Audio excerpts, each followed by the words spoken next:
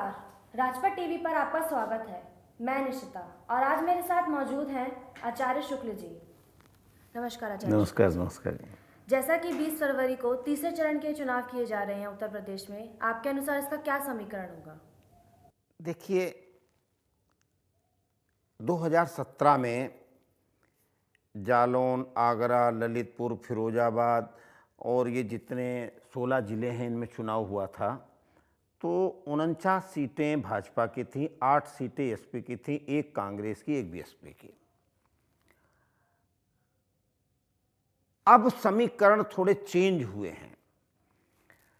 पिछली बार 17 में एक लहर थी, क्योंकि मोदी जी का आना और उनकी कार्यप्रणाली, उनकी कार्यशैली, उसका भी फायदा उत्तर प्रदेश को मिला था। जो वहां से सांसद चुने गए थे उनका भी कार्यप्रणाली, उनका भी फायदा मिला था। इस बार इन सब 16 जिलों में कहीं न कहीं मुझे लगता है उतनी सीटें भाजपा को जितनी बता रहे हैं ना, पिछली बार 2017 में थी। इसमें चूंकि फिरोजाबाद भी है, इसमें ललितपुर भी है, इसमें झांसी भी है, इसमें आगरा मंडल भी है, एटा भी है, तो ये कासगंज भी है। इस बेल्ट में कहीं ना कहीं एसपी ने सेंधमारी की है, क्योंकि एटा, इटावा, इधर तो एसपी का साम्राज्य ही है। इसलिए कहीं ना कहीं भाजपा को, मुझे ऐसा लगता है कि सीटें कम होंगी, बट इतना ज्यादा नहीं होगा। लेकिन अगर 20 तारीख को, अभी 5 दिन बाकी हैं, 5 दिन में किस प्रकार से योगी और मोदी जी मिलकर के उस इलाके की सभाएं रोज हो रही हैं, सब कुछ हो रहा है, कितना ब्रेन वॉश कर पाएंगे। देखिए, कहीं ना कहीं जब 5 साल में कोई सरकार कार्य करती है तो उसकी नेगेटिविटी कुछ ना कुछ होती ही है, चाहे जितना अच्छा काम किया हो। लेकिन फिर भी कुछ लोग ऐसे होते हैं जो सेटिस्फाइड नहीं होते, नेगेटिविटी। क्योंकि जब आज आ रही है सरकार, तो वो नई सरकार, उसके गुण दोष का वर्णन नहीं किया जा सकता है। लेकिन जो सरकार 5 वर्ष काम कर चुकी है, उससे बहुत से लोग नाराज भी होंगे, बहुत से लोग खुश भी होंगे। इसलिए कहीं ना कहीं उस 5 वर्षों की थोड़ी बहुत नेगेटिविटी तो होती है। तो मुझे लगता है 49 सीटों की बजाय सीटों थोड़ी सी कम होंगी, लेकिन ज़्यादा कम नहीं होंगी, ऐसा लगता है। आपके अनुसार ये जो चुनाव होंगे जाति संप्रदाय के नाम पे होंगे या विकास के नाम पे? दोनों चीज़ें हावी हैं। जाति जीवन में बार बार हम सब लोग कहते हैं कि जाति पे चुनाव नहीं होने चाहिए, संप्रदायों पे चुनाव नहीं होने चाहिए, विकास पे चुनाव होने चाहिए, हर पार्टी यही कहती है। लेकिन जब चुनाव नज़दीक आते हैं तो चाहे कोई भी हो, गणना वही होती, इतने ब्राह्मण, इतने क्षत्रिय, इतने ठाकुर, इतने बनिए, सब गणना वही शुरू हो जाती है। और फिर वो समीकरण बनने शुरू हो जाते हैं कि इस पार्टी के इतने लोग इसमें, इस पार्टी के इतने लोग इसमें, इस पार्टी की, ये हमारी यादवों की पार्टी मेरी है, ये पार्टी उनकी है, ये दलितों की पार्टी उनकी है। लेकिन मुझे लगता है आज की डेट में जो वोटर है वो थोड़ा समझदार हो गया है। उसे जो दिखाई पड़ता है कि हमारा भविष्य कैसे बनेगा, उसे दिखाई पड़ता है कि काम मिलेगा या नहीं मिलेगा, उसे दिखाई पड़ता है महंगाई कौन दूर कर सकता, कौन है सशक्त, उसका बड़ा अंतर आया है। हालांकि फिर भी जो गांव के, देहात के लोग हैं, वो जातिगत समीकरण में कहीं ना कहीं विश्वास करते हैं। भाई, हमारा अगर प्रत्याशी, अगर यादव खड़ा हुआ है, ब्राह्मण खड़ा हुआ है, तो नेचुरल है कि वहां लामबंदी होनी शुरू हो जाती है कि भाई ब्राह्मण हो तो ब्राह्मण को वोट दो। उसमें बहुत बड़ा तबका एक निकल करके सामने आता है कि दो, पर उसमें बहुत से लोग ऐसे भी आते हैं जो कहते हैं इसने कोई काम नहीं किया है, किसी पार्टी का कोई बंदा हो, इसने कोई काम नहीं किया इसलिए मैं इसको वोट क्यों दूं। ऐसे बहुत से उदाहरण मुझे देखने को मिले। मेरे यूपी उत्तर प्रदेश यात्रा के समय लगभग 1 महीने से मैं जगह जगह जा रहा हूं, देख रहा हूं, बहुत से समीकरण ऐसे देखने को मिले कि ये इन्होंने पार्टी का चुनाव, ये गलत, ये प्रत्याशी गलत दे दिया। मथुरा में भी यह मुझे कई बार देखने को मिला कि भाई ये प्रत्याशी नहीं होना चाहिए, ये प्रत्याशी होना चाहिए। ऐसा भी लोगों की धारणा होती है। किसी की ये धारणा होती है संप्रदाय का नहीं होना चाहिए, इस संप्रदाय का होना चाहिए। किसी की धारणा होती है पंडित क्यों हो गया, यहां बनिया होना चाहिए। तो जो पंडित के सपोर्टर हैं वो तो वोट देंगे, लेकिन जो बनिया कहते बनिया होना चाहिए या ठाकुर होना चाहिए या कोई दूसरा होना चाहिए या दलित होना चाहिए या गिरिजन हरिजन जो भी है जैसा भी है, उन लोगों की कहीं ना कहीं थोड़े वोट तो बढ़ते हैं। बट मैंने जैसे बताया ये 22वीं सदी चल रही है, मतदाता जागरूक है, वोटिंग भी हो रही है। हालांकि 14 तारीख को कल जो वोटिंग हुई है उसमें समीकरण सही बने हैं, लेकिन कम वोटिंग हुई है। गोवा में कम हुई है, उत्तराखंड में उतनी ही रही है। कम वोटिंग होने का मतलब जितना तुमसे 17 पिछले वर्ष जो है ना 17 में जब चुनाव हुए हैं तब जितने आकर्षित लोग थे उतने ही लोगों ने वोट दिया है। जो बाद बाकी लोग हैं उन्होंने वोट नहीं दिया आपको। उसमें कुछ नए जुड़े होंगे, कुछ पुराने गए होंगे। बट उनमें से जागरूक मतदाता कौन कौन है? कौन विकास के नाम पे दे रहा है? विकास हुआ या नहीं हुआ? योगी जी का विकास गिना जाएगा, एसपी का ये गिना जाएगा, हम ये करेंगे।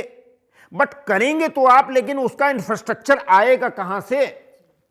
आप कहते हैं मैं ये कर दूंगा, आप कहते हैं मैं 100 गज का मकान बनवा दूंगा, लेकिन उस 100 गज का मकान के लिए जगह भी तो होनी चाहिए ना। योगी जी ने जो 5 वर्ष में किया, जितने भी एक्सप्रेसवे बनवाए, जो भी हैं वो सब बनवाए, उसका तो उन्हें निश्चित रूप से जो उसके किनारे रहते वहां से भी कुछ असंतुष्ट होंगे, जिनकी जगह चली गई, जिनकी जमीन चली गई। बट कुछ लोग ऐसे होंगे जिनको बहुत कुछ मिला है, वो भी कहेंगे योगी जी ने बढ़िया किया। अदला बदली होती रहती, लेकिन फिर भी मुझे ऐसा लगता है आज का जागरूक मतदाता विकास को ही सबसे ज्यादा प्रसिद्ध, कौन विकास किया है किसने और करने में सक्षम कौन है, वोट इसी पे ज्यादातर जाएगा। जातिवाद, पंथवाद, संप्रदायवाद ये हावी तो हैं, कहीं ना कहीं थोड़ा सा प्रभावित तो करते हैं, लेकिन जागरूक मतदाता इसमें नहीं फंसता है। इसलिए मेरा ऐसा मानना है कि काम पे जो है ना वो ज़्यादा जोर रहेगा और उसका कुछ प्रतिशत जाति और संप्रदाय पे भी जाएगा। अभी जो हिजाब मुद्दा चल रहा है, आपके अनुसार क्या इस मुद्दे से बीजेपी को कोई फायदा होगा? नहीं, हिजाब से और बीजेपी को देखिए, लोग जो कहते हैं रोज अखबारों में पढ़ते हैं ध्रुवीकरण होगा, ध्रुवीकरण होगा, लेकिन मैंने आपको बताया हिजाब एक अपना मुद्दा है। कर्नाटक से उठा, सब जगह फैल गया। हालांकि मैंने जब से होश संभाला है, जितने स्कूल हैं उनका अपना एक ड्रेस कोड होता है और उस ड्रेस कोड में जाते हैं सब लोग, अभी तक जाते रहे। पता नहीं क्यों ये मुद्दा कहां से कैसे उठ गया।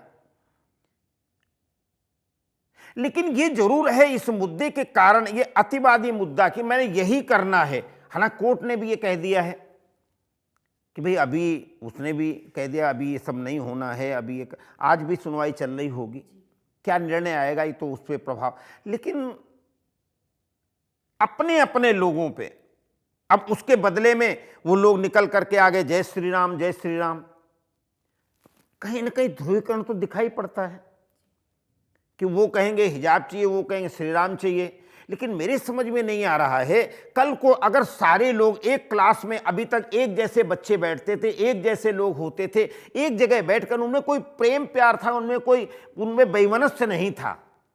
लेकिन अब क्लास में जब बैठेंगे, इधर बैठेंगे पारसी, इधर बैठेंगे ये चर्च को मानने वाले, इधर बैठेंगे इस्लाम को मानने वाले, इधर बैठेंगे जयराम श्री राम मानने वाले, अगर चारों तरफ पांचों लोग पांचों अपनी अपनी ड्रेस पहन के बैठेंगे तो मुझे लगता है ये बहुत बढ़िया बात नहीं होगी। इसलिए आपस में सौहार्द बना रहे, ड्रेस कोड, यूनिफॉर्म कोड लागू होना चाहिए, आपस में प्रेम बना रहे, बच्चों के मन में जहर नहीं घोलना चाहिए। एक साथ एक जैसे बच्चे बैठ करके और वो सब शिक्षा ग्रहण करें। कोई भी पार्टी सरकार हो, किसी पार्टी सरकार हो, कोई भी कुछ भी हो, तो मुझे लगता है ये बहुत अच्छी बात है। मगर ये राजनीति है और चुनाव चल रहे हैं, इसलिए कहीं ना कहीं इसका प्रभाव तो पड़ेगा ही, क्योंकि हर कोई ताल ठोंक रहा है ऐसा होना चाहिए, दूसरा कहता है ऐसा नहीं होना चाहिए। क्या सही है क्या गलत सब भूल गए। राजनीति में सब कुछ भूल जाया जाता है। उन बच्चों के भविष्य पे असर पड़ रहा है, उन बच्चों में बाइफिकेशन हो रहा है। नहीं करना चाहिए। सारे बच्चे एक साथ बैठ करके पढ़ें, सारे बच्चे एक साथ बैठ करके शिक्षा ग्रहण करें, तभी तो हमारा देश आगे बढ़ेगा। मगर राजनीतिक दांव पेच में कहीं न कहीं कोई असर थोड़ा बहुत तो पड़ेगा ध्रुवीकरण का, मुझे ऐसा लगता है। आचार्य जी, आप इस पूरे चुनाव के समीकरण में क्या देखते हैं? समीकरण में क्या देखना है? देखिए, गोवा का चुनाव हुआ, उत्तराखंड का चुनाव हुआ, उत्तर प्रदेश, पंजाब, मणिपुर, पूरा परिदृश्य आज जहाँ तक मेरी सोच है, क्योंकि मैं मणिपुर नहीं जा पाया, यहाँ अपना पंजाब बहुत ज़्यादा नहीं जा पाया, मैं तो केवल उत्तर प्रदेश में और उत्तराखंड में देखा है मैंने। उत्तराखंड की जनता भी और गोवा की जनता भी, आज तो पहला बात तो ट्रेंड ये हो गया, कोई किसी को बताता नहीं है। पहले तो लोग कह देते थे हम इस पार्टी को देंगे, इस पार्टी को देंगे। आज मतदाता हमारा जागरूक हो गया है, उसके मन में क्या चल रहा है। इवन पति पत्नी आपस में नहीं बताते हैं, और अगर पति कह देता पत्नी इसको वोट देना तो क्यों दूं, ये तो हमारा अधिकार है। इसलिए पूरा परिदृश्य दिखाई जो पड़ता है, वो मुझे दिखाई पड़ता कहीं ना कहीं विकास के नाम पर वोट जो है ना ज्यादा जाएगा। क्योंकि विकास का लोग कह रहे हैं हम विकास करेंगे, लेकिन कहीं विकास दिखाई पड़ रहा है, लेकिन पंजाब इसका अपवाद है। आपसी कलह, 4-4, 5-5 पार्टियां, ड्रग्स का अधिकता, उसका मुद्दा भी उठ रहा है, आपसी कलह का भी मुद्दा उठ रहा है, पार्टियों में आपस में कलह है। वहाँ के समीकरण अलग होंगे, उत्तराखंड के समीकरण अलग होंगे, मणिपुर के तो ये ऑल ओवर परिदृश्य जो दिखाई पड़ता है वो ये कि आज की जनता चाहती है कि महंगाई दूर हो, महंगाई घटे, खत्म हो, काम हो, बेरोजगारी खत्म हो, और लोगों को नौकरियां मिले, इंफ्रास्ट्रक्चर मिले, बिजली मिले, पानी मिले, सड़कें मिले। जो ये सब किया गया उसको बताने में और नहीं किया गया तो जो कहने में, जिन पे विश्वास होगा, शायद जीत उसी की होगी। मुझे ऐसा लगता है ये विकास पे और काम पे ही ज़्यादातर लोग ध्यान देंगे।